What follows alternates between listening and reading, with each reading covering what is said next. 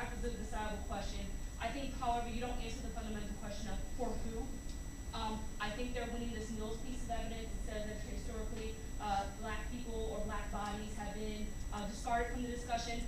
I am pissed off at you guys, and the reason why I'm pissed off at you guys is this Langley piece of evidence that says that we have to transcend we transcend physical space. On the highlighted portion of the card says for most white Americans. Wow. Believe this. Believe this. Okay? Okay? I think that if you make this the debate, you win.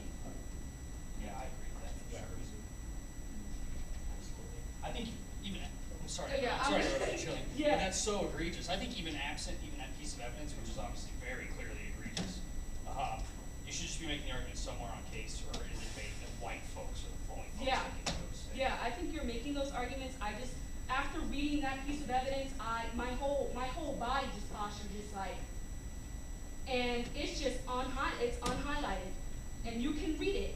You're reading these other pieces of evidence about why national security, it's for whom, but for some ungodly reason, you just don't read this unhighlighted portion of the affirmative.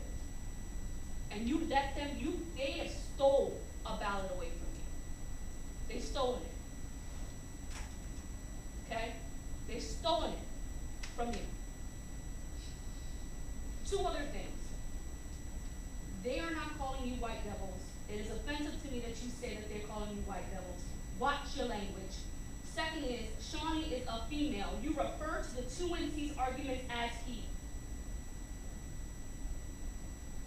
I almost checked my judge intervention by yelling out, she is a she. Could easily lose your debate. In fact, you're very good at extending your arguments. You're not very good at answering anything.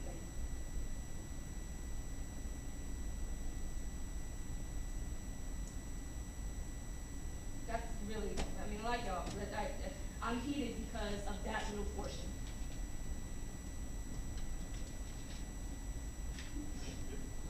All right. I think that the negative has a few flaws that keep you from receiving my ballot. First, I think that you need to do a better job of describing everything. I definitely think that there are links that can be made. Obviously, this piece of evidence or the who goes to space, who has caused the problems on Earth that necessitate us getting out of our, et cetera, would definitely be helpful. I also think that they kind of give you an hand pitch with this utopianism argument. I think that you can spin that as being the manifest destiny type things, or the reason why national security is of importance. And point back to the Reagan years and who was disenfranchised when we were trying to get to space, and probably the same thing back in the 60s during the space race. There's definitely some people being benefited at the cost of others. So that link would definitely need to be extrapolated, or some links of that sort would have to be extrapolated, or more framework arguments about the way the types of things that the way that the 1AC is postured forecloses a decent debate space, or what is wrong with their method. I definitely think that there are places in this debate where their method has been proven flawed to me by things that they're doing or saying, but it's not being proven to me that you are catching up. That happens to be, and would be in a much better place. At the same time, having some answers to these arguments about the overview effect, which is silly. That's the frontier mentality, and they can win probably plenty of policy debates with the overview effect. They should not be able to win debates like this one, or the fact that we need these satellites in order to prevent disenfranchisement and more disenfranchised things like global warming, and this argument that global war leads to systemic violence. I think it's just so obvious and specious. What is the overview? When we go to space, we see the Earth and realize how small we are and create connections together. So is the affirmative an affirmation of going to space or satellites? Both. We build colonies in space, and in doing so, we are able to use satellites to control the Earth. Although the way the affirmative studies are affecting space is that people experience something in their brains that is akin to what Buddhist monks experience. Lastly, I think that when I'm judging, you all have to be a little bit more mind by line.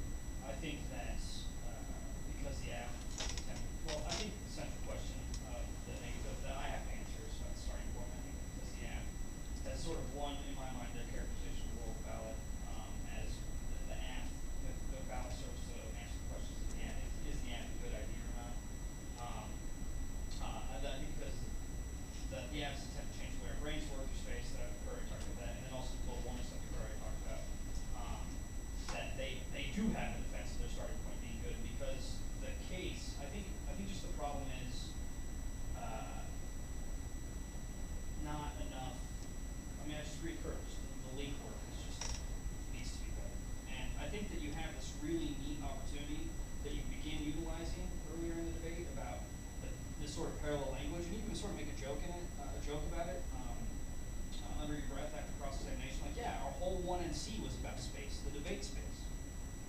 And drawing, I think there's a ton of parallels you can draw about colonization of space and colonization of the debate space and the way the frontier mentality works. And when they're talking about in cross-sex, like, who do we push off of the moon or whatever, it's like, it's not who we push off the moon, it's who we leave behind to die from global warming.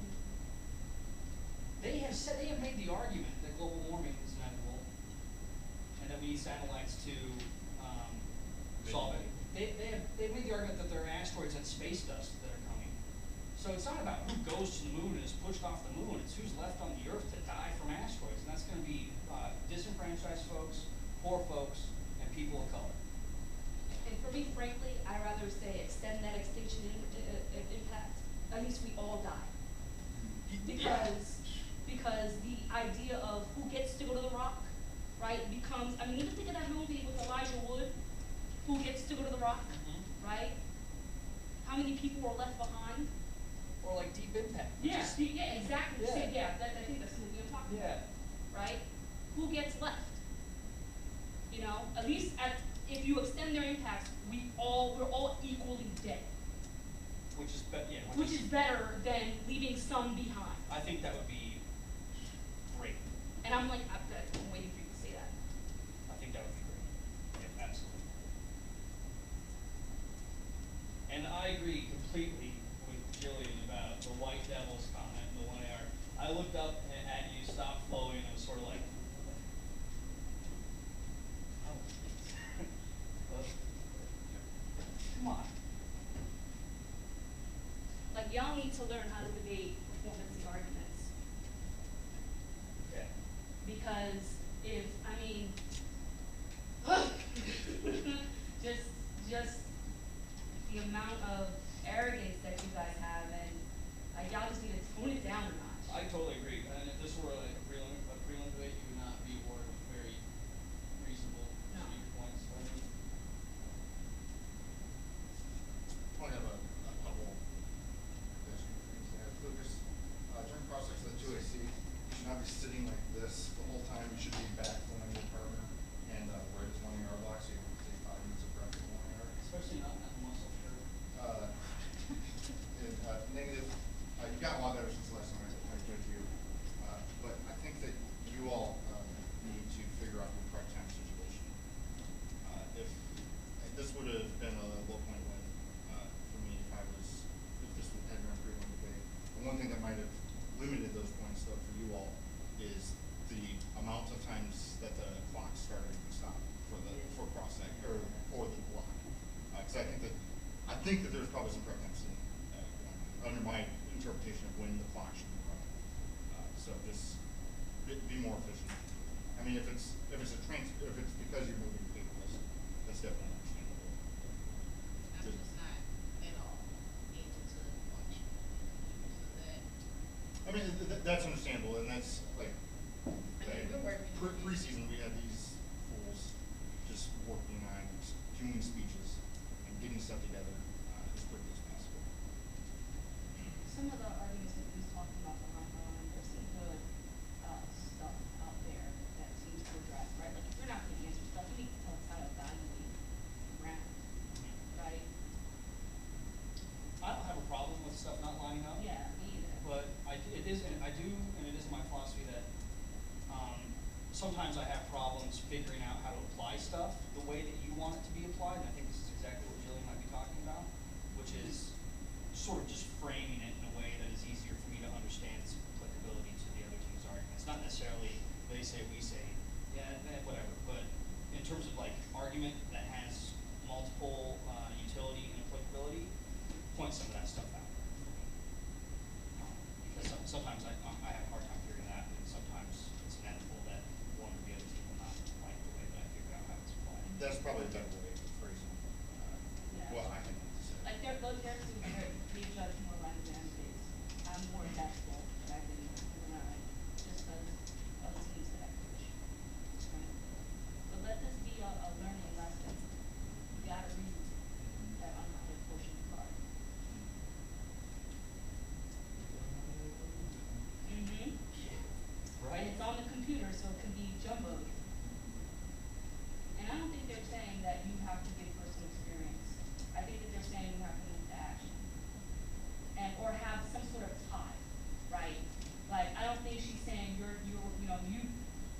ran cold, fuck you, right? Like, she's saying, well, in my hood, we never really dreamt of astronauts because people were getting shot. So we couldn't agree with that. And even in that Langley piece of evidence, the people that they highlight in the 17th, 18th, and 19th century are talking about the Puritans, are talking about the Mormons, you know, are talking about the Moravians, right? Like, and in that part of the evidence, it says the reason why they're able to do that is because people can believe in space was because most white people believed it at that point in time. Black people were fucking struggling, getting their asses whipped, fucking getting lynched. That lynch evidence was fucking black. You know, more around horses of education around that time was happening. We were too busy trying to get our children educated to be thinking about space. Like any historical example is probably going to fall victim to that line of argument. Louis C.K. has a joke about how black people can't fuck around with time travel. You know?